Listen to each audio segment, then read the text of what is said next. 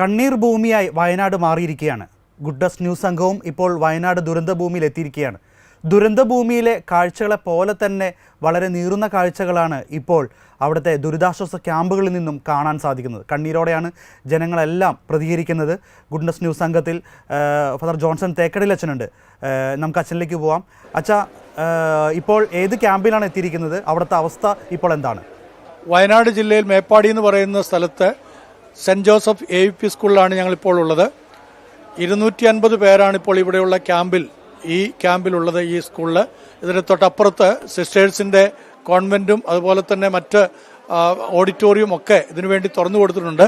ഏകദേശം 3000-ഓളം ആളുകൾ വിവിധ സ്ഥലങ്ങളിലായിട്ട് ഈ വയനാട് ജില്ലയിൽ മേപ്പാടി പ്രദേശങ്ങളിൽ ക്യാമ്പിലായിട്ടുണ്ടെന്നാണ് ഇവിടുത്തെ അധികാരികൾ നമ്മളോട് അറിയിച്ചിരിക്കുന്നത്. ഇവിടെ ഞങ്ങൾ കണ്ടതായിട്ടുള്ള കാഴ്ചകൾ വളരെ ഹൃദയഭേദകമാണ്. പ്രിയപ്പെട്ടവരുടെ വേർപാടിൽ ദുഃഖിച്ചിരിക്കുന്ന ചില കുഞ്ഞുങ്ങൾ, മാതാപിതാക്കൾ നഷ്ടപ്പെട്ടവർ, വല്യപ്പനും വല്യമ്മയും നഷ്ടപ്പെട്ടവർ, അതുപോലെ മക്കൾ നഷ്ടപ്പെട്ട മാതാപിതാക്കൾ, സഹോദരങ്ങൾ നഷ്ടപ്പെട്ട സഹോദരങ്ങൾ, എല്ലാം കൊണ്ടും വിങ്ങുന്ന ഹൃദയവുമായിട്ട് നിൽക്കുന്ന ആളുകൾ.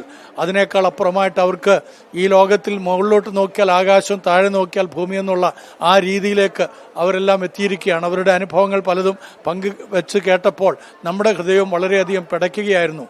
കാരണം വളരെ പ്രതീക്ഷയോടുകൂടെ, വളരെ ആഗ്രഹങ്ങളോടുകൂടെ കിടന്നുറങ്ങിയവർ അവരുടെ ഉറക്കത്തെ പൂർണ്ണമായി തീർക്കുവാൻ കഴിയാത്ത വിധത്തിൽ നിത്യമായ ഉറക്കത്തിലേക്ക് അവരുടെ പ്രിയപ്പെട്ടവർ കടന്നുപോയി എന്നുള്ള ആ സങ്കടകരമായ കാര്യങ്ങളൊക്കെയാണ് അവരെ പങ്കുവച്ചിരിക്കുന്നത്. ഡിജോ, ഈ ഒരു ദുരന്തമായിട്ട് ബന്ധപ്പെട്ട ഇവർക്ക് മുന്നറിയിപ്പ് ലഭിച്ചിരുന്നോ? എങ്ങനെയായിരുന്നു അന്ന് സംഭവിച്ച കാര്യത്തെ ഇവരെങ്ങനെയാണ് അത് ഓർത്തെടുത്തിരുന്നത്? ആ കാര്യത്തെക്കുറിച്ച് നമ്മൾ അന്വേഷിച്ചു. അപ്പോൾ അവരോട് പാടിയിലൊക്കെയുള്ള ആളുകളോട് അവിടുന്ന് മാറി പാർക്കണമെന്ന് പറഞ്ഞിരുന്നെങ്കിലും ഇവിടെങ്ങും സംഭവിക്കുകയില്ലല്ലോ എന്ന് ചിന്തിച്ച് ചില കുടുംബങ്ങൾ അവിടേക്ക് തന്നെ മടങ്ങിപ്പോവുകയും മാത്രമല്ല അതിന്റെ മുകളിൽ സുരക്ഷിതമായിട്ട് നിൽക്കാമെന്ന് വിചാരിച്ച് മുകളിലേക്ക് പോവുകയും ചെയ്ത ആളുകളുണ്ട്. ചില ആളുകൾ അവിടുന്ന് പെട്ടെന്ന് തന്നെ മാറുകയുണ്ടായി. അങ്ങനെ മാറിയ ആളുകൾ രക്ഷപ്പെട്ടു. അല്ലാത്ത ആളുകളൊക്കെ തന്നെ ഈ ദുരന്തത്തിൽ അകപ്പെടുകയും അവരെ എവിടെയാണെന്നുള്ള അറിയാതെ ഇന്നലെ പകൽ മുഴുവനും അവരന്വേഷിക്കുകയായിരുന്നു എന്നാണ് നമ്മളോട് ചില സഹോദരങ്ങൾ പങ്കുവച്ചത്. താങ്ക് യു അച്ഛ. അപ്പോൾ കൂടുതൽ പ്രതികരണങ്ങൾ ഇനിയുള്ള മണിക്കൂറുകളിൽ അവിടെ നിന്ന് പ്രതീക്ഷിക്കുന്നു.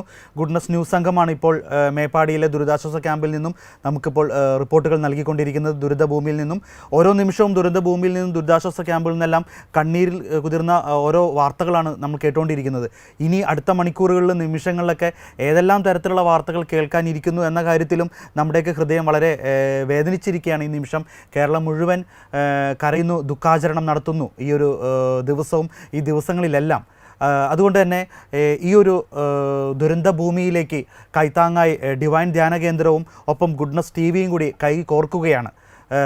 നിങ്ങളുടെ അവിടെ ഇപ്പോൾ വളരെ ആവശ്യമായിട്ട് നിൽക്കുന്നത് അവശ്യ വസ്തുക്കളാണ്. അവരുടെ ഡ്രസ്സുകളായിട്ടും അവർക്ക് നിത്യോപയോഗ സാധനങ്ങളായിട്ടും ഭക്ഷണ സാധനങ്ങളുമായിട്ടുമെല്ലാം.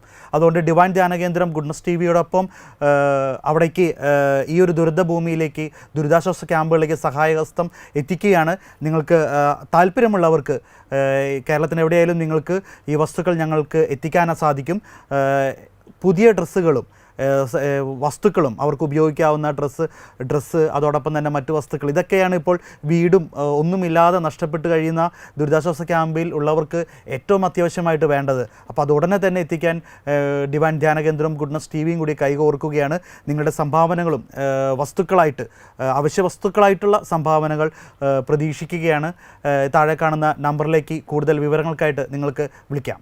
കൂടുതൽ അപ്ഡേറ്റുകൾക്കായി ഗുഡ്നസ് ന്യൂസ് ചാനൽ സന്ദർശിക്കുക.